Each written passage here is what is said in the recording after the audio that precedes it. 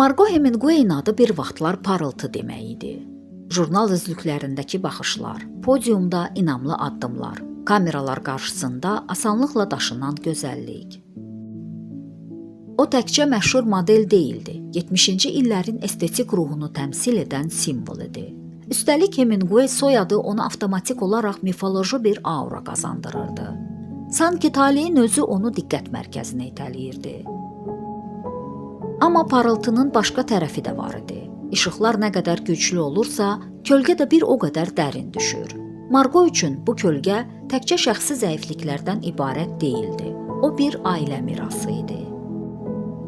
Hemingwaylər nəslinin üzərindən keçən görünməz xətt, depressiya, asılılıqlar, daxili boşluq və sonda intihar Margonun həyatında da öz izini qoymuşdu.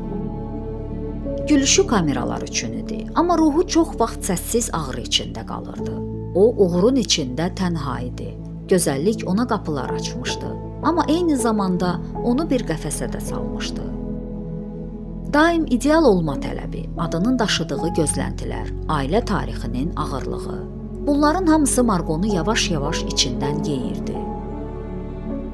Asılılıqlar sadəcə qaçış yolu idi. Ağrını azaltmaq, səssizliyi boğmaq cəhdi. Margonun taleyində ən sarsıdıcı məqam isə babası Ernest Hemingway ilə olan görünməz paraleldir. Sanki eyni hekayə fərqli dövrdə, fərqli dekorasiyada yenidən yazılmışdı. Bu, təsadüfdən çox cavabsız qalan sualların, sağalmamış yaraların nəticəsi idi.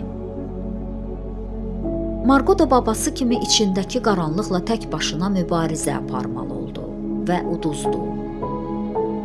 Onun hekayəsi bu gün də ibrətamiz bir dərsdir. Şöhrət bir qalxan deyil, gözəllik isə ruhun yaralarına dərman olmur. Qırmızı xalçaların ən parlaq ulduzları bəzən daxili dünyalarında ən qatı zülməti yaşayırlar. Margo Hemingway'in ömrü məhz bu paradoksun, zahiri işıqla daxili uçurumun eyni insanda necə faciəvi şəkildə birləşə biləcəyinin canlı və ağrılı sübutudur.